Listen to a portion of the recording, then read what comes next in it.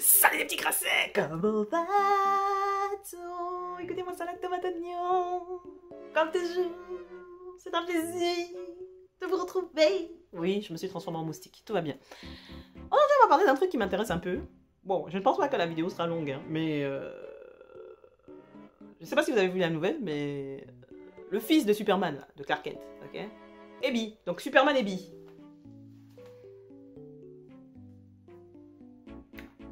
Vous vous doutez bien que ça a fait une tempête dans les réseaux sociaux. Superman, Abby, et en plus en couple avec un homme. Oh, je ne sais pas, en vrai, je ne sais même pas par où commencer. Je ne sais pas par où commencer dans le sens où...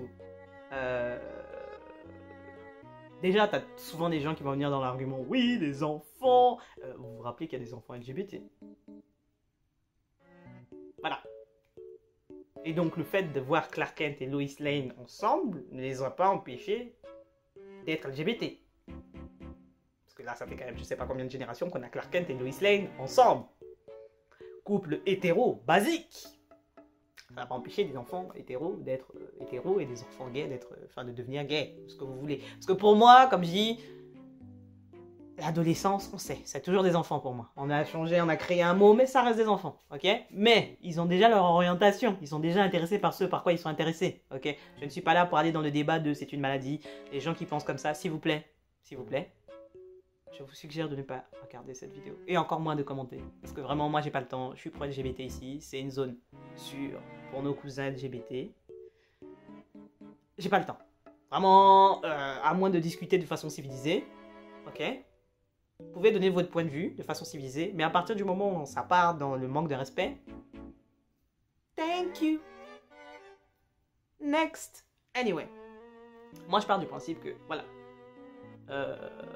Femme noire de mon état, tout au long de ma vie, ok, dans mon adolescence, enfance, etc., je me suis toujours battue pour pouvoir voir quelqu'un qui me correspondait. Quand je dis femme noire, je parle pas de femme métisse, parce que autant j'aime Halle Berry, mais son taux de mélanine est quand même particulièrement réduit. Et Zendaya, pareil, est particulièrement cute. Elle est métisse. Voilà. Voilà.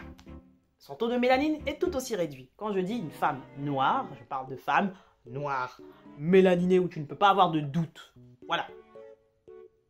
Eh ben, pour pouvoir avoir une femme noire, représentée correctement, c'est-à-dire avec un personnage qui a une vraie histoire, avec un vrai scénario, qui va pas forcément saouler tout le monde, ou dont le rôle ne va pas juste être là, d'être le porte-drapeau, genre je suis noire, je suis présente, et qui n'a aucun autre but, bah, ça a toujours été très compliqué, ok?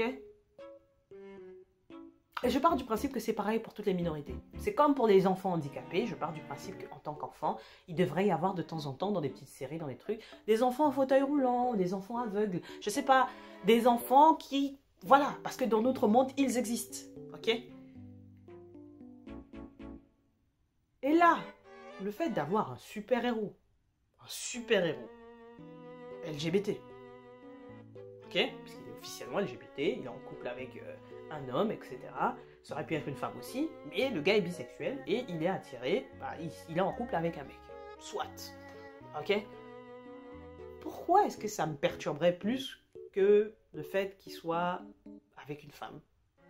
Parce que de toutes les façons, c'est une BD de super-héros. Donc certes, il va y avoir la relation, mais on parle d'une BD de DC Comics. Ce qui veut dire que déjà de 1, il n'y aura pas de scène de reproduction dans la BD, parce que déjà à l'époque de Clark Kent et de Lois Lane, ça s'arrêtait au bisou-bisou. Voilà. Donc vous n'aurez pas une scène détaillée là, avec des gens dans des positions un peu ambiguës. Voilà. Il n'y aura pas ça, ça c'est sûr, parce que bah, DC Comics, même s'ils adorent sexualiser à mort les femmes, eh ben, ça s'arrête à la sexualisation, ça reste dans le subtil. Donc déjà de base, ça va pas apparaître. Et je ne pense pas que juste de voir un ou deux personnages se faire des bisous de temps en temps, ça va brûler les yeux des gens à l'acide, de 1. Et de 2, j'aimerais bien rappeler quelque chose aux gens qui très souvent ne lisent pas suffisamment les comics. DC Comics n'est pas une catégorie de BD que tu as envie que ton enfant lise. DC Comics n'est pas le genre de BD que tu veux que ton gosse lise. Parce que, comme je dis, les films sont très mignons. Vraiment, tellement positifs, tellement beaux, avec les couleurs, tout ça là. Mais DC Comics, c'est un truc de dépressif. Ok? C'est un truc de dépressif. Ok? Ils sont beaucoup dans l'humour noir, beaucoup de souffrance, des gens qui meurent, agonie, tout ça là. Ça aborde des sujets plutôt sérieux et plutôt durs. Voilà, donc clairement tu veux pas que ton gosse lise ça. Déjà de base, les BD même de toutes les façons, faut avoir un certain âge pour commencer à les lire. Ok? Et les BD de Batman et Superman, clairement, moi je les ai pas frôlés avant d'avoir 17-18 ans. Je veux dire, il suffit de regarder Watchmen. Watchmen est la représentation même de DC Comics. Il y a très peu de happy. Et même Marvel, avant d'avoir été racheté par Disney, qui aime mettre des paillettes dans tout, même dans les crottes. Can I get a wow? Wow! Can I get another wow? Wow! Give me another one? Wow! Call the ambulance! Wow! Je suis désolé. C'était pas particulièrement joyeux non plus. Parce que quand tu lis une BD Iron Man, c'est pas fun. Ce n'est pas fun. Voilà, peu importe la fin, parce qu'il y a plusieurs fins, ce n'est pas fun. Sa vie n'est pas fun. Il y a quelques personnages genre Thor où tu vas rigoler un peu, etc. Parce que voilà. Mais c'est pas souvent. Hein. C'est vraiment pas souvent. Et il faut arrêter d'avoir l'impression que ce que vous voyez dans les films, c'est exactement la même chose que vous allez voir dans les BD. Les BD de base, c'est pour les adultes. Le public visé, qui doit dépenser de l'argent pour ça, c'est généralement jeune, de adolescent à adulte. Il n'y a pas enfant dedans. C'est comme les gens qui maintenant vont voir des Deadpool avec leurs enfants.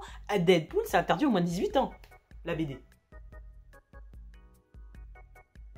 Déjà, le film même de base, j'ai pas compris pourquoi il était interdit au moins de 12 ans. Après, je comprends que les gens associent interdit au moins de 16 ans au film de boule, tu vois, de reproduction, tout ça, là. Avec des actions répétées, tu vois. Mais à un moment, s'il vous plaît, soyons dans l'honnêteté, ok? Ce n'est pas de base pour les enfants, d'accord? Voilà. Arrêtons de faire comme si les enfants sont supposés être dans tous les milieux maintenant, ok? Ils ont accès aux réseaux sociaux, c'est vrai. Ils peuvent voir des trucs vraiment hardcore, c'est vrai. C'est pas une raison. Vraiment, et même si ce n'est pas pour eux. Voilà. C'est comme quand les gens commencent à dire, oui, certains artistes ne sont pas des bons modèles pour des enfants. En fait, c'est à vous de gérer qui les enfants suivent. Hein. C'est votre boulot. Hein. Voilà. Quand vous râlez parce que Nicki Minaj, beaucoup d'adolescents la suivent, c'est votre problème. C'est vous qui devez regarder ce que vos enfants regardent. I'm just saying. Si vous savez pas gérer ce genre de choses, c'est pas mon problème.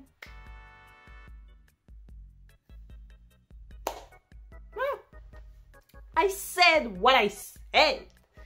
Et je trouve que c'est vraiment un peu fatigant parce que, comme je dis, après, comme je dis personnellement, de mon vécu, le secteur geek en général, au bout d'un certain temps, quand tu n'es pas la catégorie dominante, c'est-à-dire l'homme blanc, hétéro, basique, et ben très vite, cette communauté te fatigue. Très vite, cette communauté te fatigue. Parce que, même quand tu regardes les notes de film, je vais vous donner un exemple tout simple. Là, actuellement, vous avez The Eternals qui est au cinéma. Et ben c'est l'un des films les moins bien notés. Il est aussi mal noté que Thor 1. Et généralement, c'est ça le truc. Black Panther, à l'époque, était aussi très très mal noté quand c'est sorti par des critiques. Même le film, j'ai oublié comment il s'appelle, le dernier film racisé qui est sorti avec l'acteur principal asiatique. Flûte. J'ai oublié le nom, à chaque fois je prononce mal le nom et j'ai pas envie de le déformer, donc je ne vais pas le dire, mais je mets l'image ici, ok? Ah bah pareil, la note n'est pas géniale.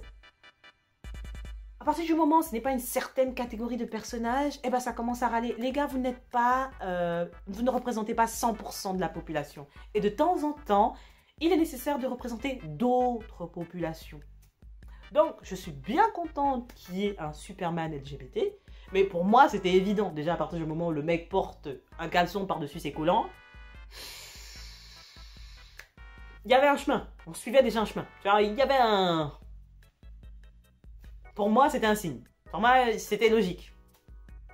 Certains ne comprendront pas la référence, mais pour moi, c'était très clair. Anyway.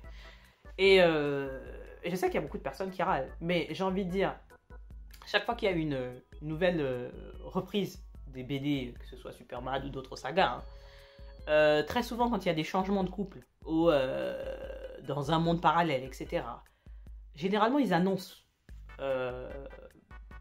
les changements en question, que ce soit les relations avec qui le personnage va finir, etc. Ça a toujours été comme ça. Okay, DC Comics, ils ont souvent fait ça, genre voilà, avec une photo du couple phare de la saga en question, voilà. Mais soyons honnêtes, si DC Comics n'avait pas pris le temps de prévenir et de dire que dans cette nouvelle saga, ce sera un couple LGBT, beaucoup de gens auraient râlé aussi. Beaucoup de gens auraient râlé parce qu'ils auraient dit on a dépensé de l'argent sur un truc, j'avais pas envie de mettre d'argent là-dedans. Là, vous savez ce qui vous attend. Vous pouvez ne juste pas regarder. Et c'est ça qui est bien. Donc, râler là, c'est quoi le but? Vous savez très bien que de toutes les façons, là, cette saga-là va durer un certain temps, puis paf, à côté, il y aura de nouveau une nouvelle saga avec Superman et Lois, et vous avez tout un univers DC Comics avec tout un tas de... toujours les mêmes persos, le même type de relation, etc. Donc, pourquoi vous râlez? C'est pas comme si c'était partout. Si vous êtes là, vous râlez, mais soyez honnête, ça pop une fois de temps en temps, à certains endroits, mais c'est pas partout. Bah, les couples hétéros ne sont pas en voie de disparition, détendez-vous. Vraiment, vous n'êtes pas menacés. Tout va bien. Vous n'êtes juste pas à la mode. Eh ouais. Mais bon, bref, je pense que je vais m'arrêter là. J'aimerais savoir, vous, ce que vous en pensez. Moi, ça m'a juste doucement fait sourire. Hein. J'ai vu ça, je me suis dit, c'est cool. Superman n'est clairement pas mon personnage préféré chez DC Comics. Mais ça m'a fait sourire. Je me suis dit, ah, c'est cool. C'est cool, parce que je sais que chez les petits, Superman, c'est vraiment un symbole, tu vois. Et honnêtement, ouais, why not? Tu vois, sure. Pas de souci. Mais c'est un peu... C'est particulier. C'est particulier, le comportement des gens, surtout sur les réseaux sociaux, tout ça, là. Appeler ça abomination, oh là là, on penche vers la fin du monde. C'est pas les multinationales qui polluent notre planète... nous qui détruisons notre environnement, qui nous fait pencher vers la fin du monde, le fait que notre nourriture est polluée à 90%, etc. Non! C'est les couples LGBT. Yeah, sure. Il y a des débats, je préfère ne pas plus parler, je me dis... l'humanité, quoi. L'humanité. Mais après, on me demande d'avoir de l'espoir en l'humanité. Anyway. Je pense que cette vidéo a été assez longue. On va s'arrêter là parce que je commence à vouloir sortir un briquet et l'essence. On va s'arrêter là. On va rester sur une note positive. Illustration de bébé là, bébé Superman là. Aux oignons. Je valide le... Pardon. Je valide l'illustrateur. Vraiment, c'est beau, hein. Nous validons. J'ai envie de voir vers où va aller l'intrigue, tout ça là. J'espère que vraiment ça va être riche. Vous voyez, voilà. Riche. Qu'on va avoir un peu de changement et des nouveautés. Anyway. J'attends vos commentaires. On est ensemble par le lien capillaire. Que la grâce vous accompagne. Love you.